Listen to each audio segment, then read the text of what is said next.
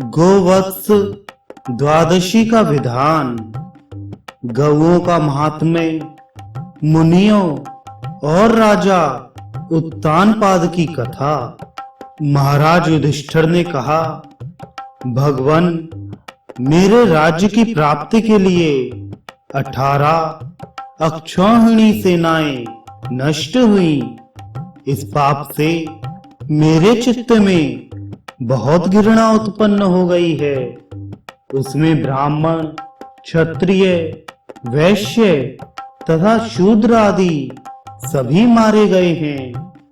भीष्म, द्रोण, कलिंगराज, कर्ण, शल्य, दुर्योधन आदि के मरने से मेरे हृदय में महान क्लेश है। हे जगतपते, इन पापों से छुटकारा पाने के लिए किसी धर्म का आप वर्णन करें। भगवान श्री कृष्ण बोले, हे पार्थ, गोवत्स द्वादशी नाम का व्रत अतीव पुण्य प्रदान करने वाला है। युधिष्ठिर ने पूछा, भगवान, यह गोवत्स द्वादशी कौन सा व्रत है? इसके करने का क्या विधान है? इसकी कब और कैसे उत्पत्ति हुई है? मैं नरकाणव में डूब रहा हूँ।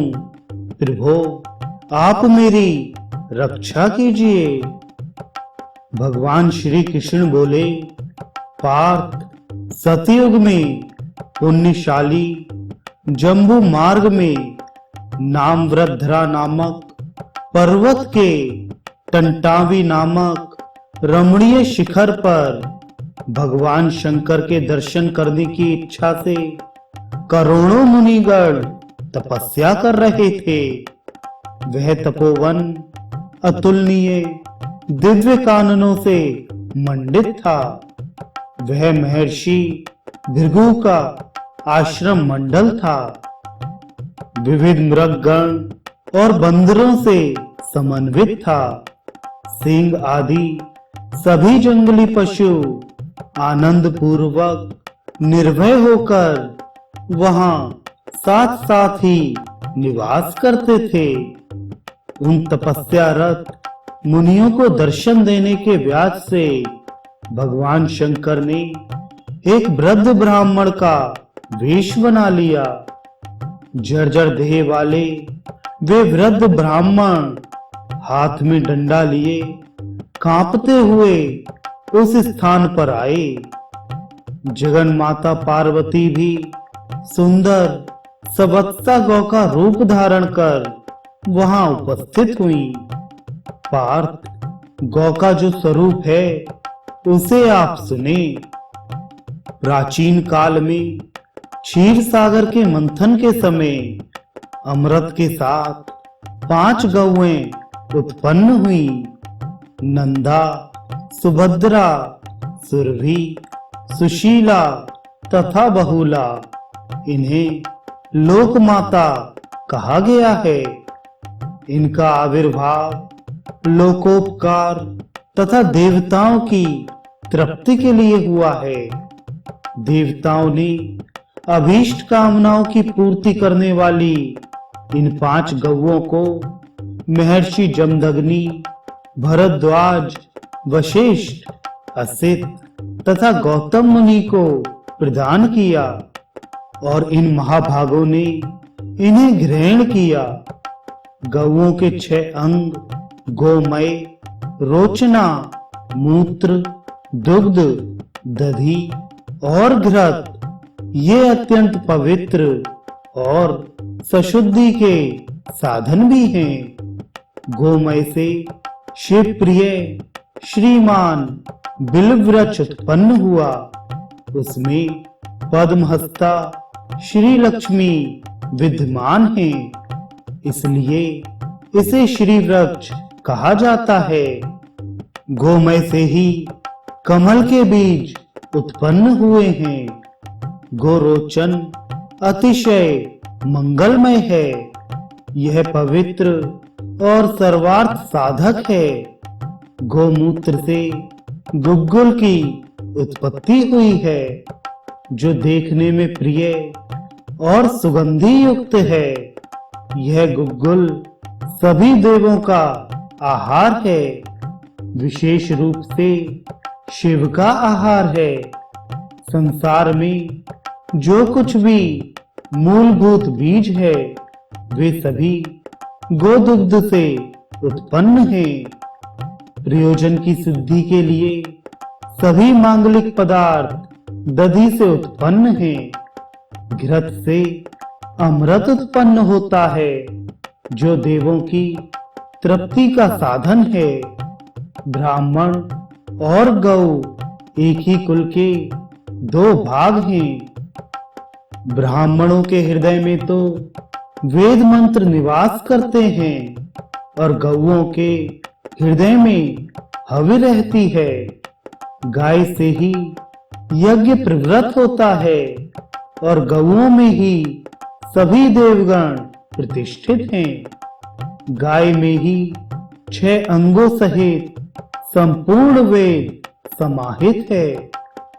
गौओं के सींग की जड़ में सदा ब्रह्मा और विष्णु प्रतिष्ठित हैं। श्रृंग के अग्रभाग में सभी चराचर एवं समस्त तीर्थ प्रतिष्ठित हैं। सभी कारणों के कारण स्वरूप महादेव शिव मध्य में प्रतिष्ठित हैं। गौ के ललाट में गौरी, नासिका में कार्तिकेय और नासिका के दोनों पुटों में कंबल तथा अश्वतर, ये 2 नाग प्रतिष्ठित हैं। दोनों कानों में अश्विनी कुमार, नेत्रों में चंद्र और सूर्य, दांतों में 8 वसुगण, जिह्वा में वरुण, कुहर में सरस्वती, गंड स्थलों में यम और यक्ष, ओष्ठों में दोनों संध्याएं, ग्रीवा में इंद्र, कुकुद में राक्षस, पार्ष्टी भाग में ध्यो और जंघाओं में चारों चरणों से धर्म सदा विराजमान रहता है। खुरों के मध्य में गंधर्व, अग्रभाग में सर्प एवं पश्चिम भाग में राक्षस गण प्रतिष्ठित हैं। गौ के पृष्ठ देश में 11 रुद्र, सभी संधियों में वरुण, श्रोणी तट में पितर, कपोलों में मानव तथा अपान में स्वाहारूप, अलंकार को आश्रित कर श्री अवस्थित हैं। आदित्य रश्मियां केश समूहों में पिंडीभूत हो अवस्थित हैं। गोमूत्र में साक्षात गंगा और गोमय में यमुना स्थित है। रोम समूह में 33 करोड़ देवगण प्रतिष्ठित हैं। उधर में पर्वत और जंगलों के साथ पृथ्वी अवस्थित है। चारों पयोधरों में चारों महासमुद्र स्थित हैं। क्षीर धाराओं में मेघ, वृष्टि एवं जल बिंदु हैं। जठर में गार्हपत्याग्नि, हृदय में दक्षिणाग्नि, कंठ में आह्वनीयाग्नि और तालु में सभ्याग्नि स्थित है। गौओं की अस्थियों में पर्वत और मज्जाओं में यज्ञ स्थित है। सभी वेद भी गौओं में प्रतिष्ठित हैं। हे युधिष्ठिर, भगवती उमा ने उन सुरभियों के रूप का स्मरण कर अपना भी रूप वैसा ही बना लिया। 6 स्थानों से उन्नत, 5 स्थानों से निम्न, मंडूक नेत्रा, सुंदर पूंछ वाली, ताम्र के समान रक्त स्तन वाली, चांदी के समान उज्जवल कटिभाग वाली, सुंदर खुर एवं सुंदर मुख वाली, श्वेत वर्णा, सुशीला, पुत्र स्नेहवती, मधुर दूध वाली, शोभन पयोधर वाली, इस प्रकार सभी शुभ लक्षणों से संपन्न, सवत्सा, गोरूप धारणी, उस उमा को वृद्ध विप्र रूपधारी भगवान शंकर प्रसन्न चित्त होकर चरा रहे थे। हे पार्थ, धीरे धीरे वे उस आश्रम में गए और कुलपति भृगु के पास जाकर उन्होंने उस गाय को न्यास रूप में 2 दिन तक उसकी सुरक्षा करने के लिए उन्हें दे दिया और कहा, मुनि, मैं यहाँ स्नान कर जम्बू क्षेत्र में जाऊंगा और 2 दिन बाद लौटूंगा। तब तक आप इस गाय की रक्षा करें। मुनियों ने भी उस गौ की सभी प्रकार से रक्षा करने की प्रतिज्ञा की। भगवान शिव वहीं अंतर्हित हो गए और फिर थोड़ी देर बाद वे एक व्याघ्र रूप में प्रकट हो गए और बछड़े सहित गौ को डराने लगे। ऋषिगण भी व्याघ्र के भय से आक्रांत हो आर्तनाद करने लगे और यथासंभव व्याघ्र को हटाने के उपाय करने लगे। व्याघ्र के भय से सवत्सा वह गौ भी कूद कूद कर रवाने लगी। युधिष्ठिर व्याघ्र के भय से डरी हुई गौ के भागने पर चारों खुरों का चिन्ह शिला मध्य में पड़ गया। आकाश में देवताओं एवं किन्नरों ने व्याघ्र रूप भगवान शंकर और सवत्सा गौ रूप माता पार्वती की वंदना की। शिला का वह चिन्ह आज भी स्पष्ट दिखता है। वह नर्मदा जी का उत्तम तीर्थ है। यहाँ शंभु तीर्थ के शिवलिंग का जो स्पर्श करता है वह गोहत्या से मुक्त हो जाता है। राजन, जम्बू मार्ग में स्थित उस महातीर्थ में स्नान कर ब्रह्म हत्या आदि पापों से मुक्ति मिल जाती है। जब व्याघ्र से सवत्सा गौ भयभीत हो रही थी, तब मुनियों ने क्रुद्ध होकर ब्रह्मा से प्राप्त भयंकर शब्द करने वाले घंटे को बजाना प्रारंभ किया। उस शब्द से व्याघ्र भी सवत्सा गौ को छोड़कर चला गया। ब्राह्मणों ने उसका नाम रखा ढूंढागिरी। हे पार्थ, जो मानव उसका दर्शन करते हैं वे रुद्र स्वरूप ही हो जाते हैं, इसमें संदेह नहीं है। कुछ ही क्षणों में भगवान शंकर व्याघ्र रूप को छोड़कर वहां साक्षात प्रकट हो गए। वे वृषभ पर आरूढ़ थे।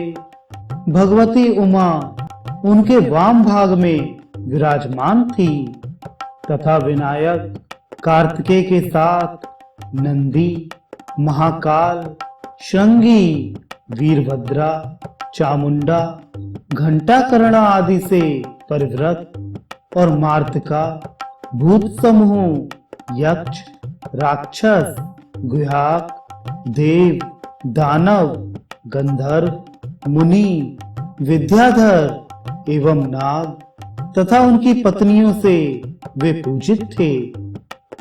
सनकादि भी उनकी पूजा कर रहे थे।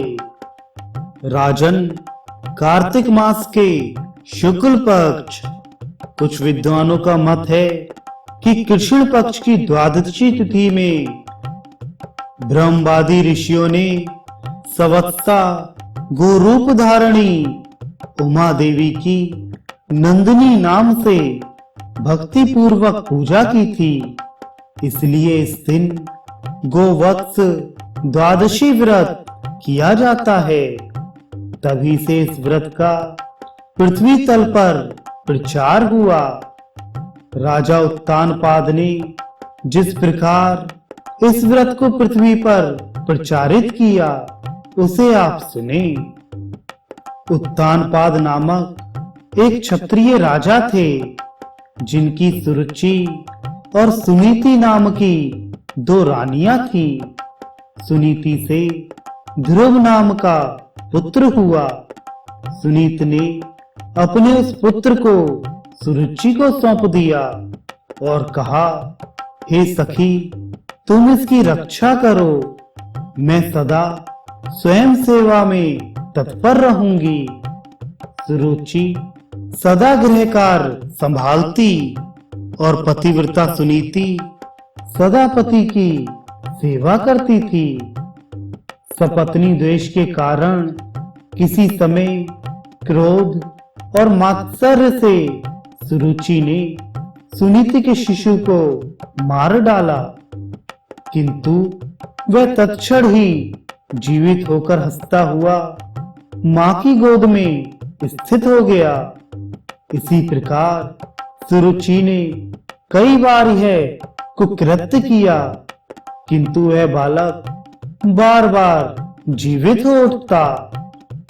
उसको जीवित देखकर आश्चर्यचकित हो सुरुचि ने सुनीति से पूछा, देवी, यह कैसी विचित्र घटना है और यह किस व्रत का फल है? तुमने किस हवन या व्रत का अनुष्ठान किया है जिससे तुम्हारा पुत्र बार बार जीवित हो जाता है? क्या तुम्हें मृत संजीवनी विद्या सिद्ध है? रत्न, महारत्न या कौन सी विशिष्ट विद्या तुम्हारे पास है? यह सत्य सत्य बताओ। सुनीत ने कहा, बहन, मैंने कार्तिक मास की द्वादशी के दिन गोवत्स व्रत किया है।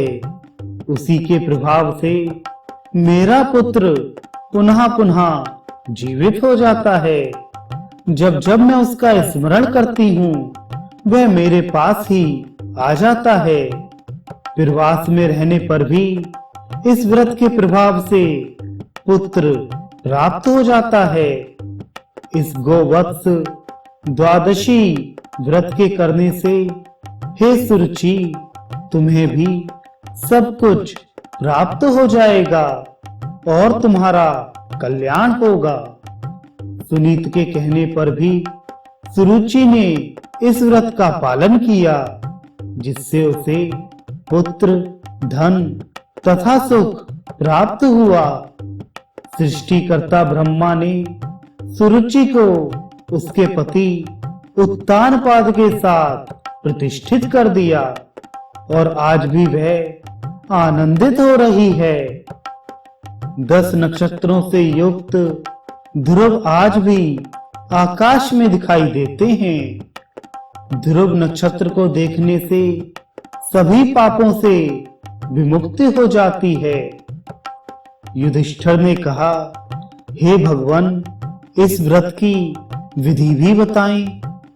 भगवान श्री कृष्ण बोले, हे कुरुश्रेष्ठ, कार्तिक मास में शुक्ल पक्ष की द्वादशी को संकल्प पूर्वक श्रेष्ठ जलाशय में स्नान कर पुरुष या स्त्री एक समय ही भोजन करे।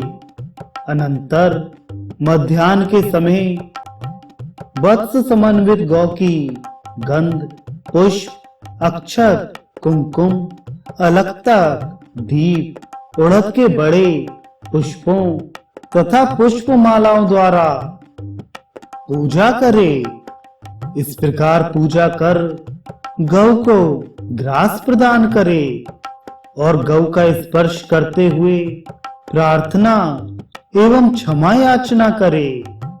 इस प्रकार गौ की पूजा कर जल से उसका परीक्षण करके भक्ति पूर्वक गौ को प्रणाम करे।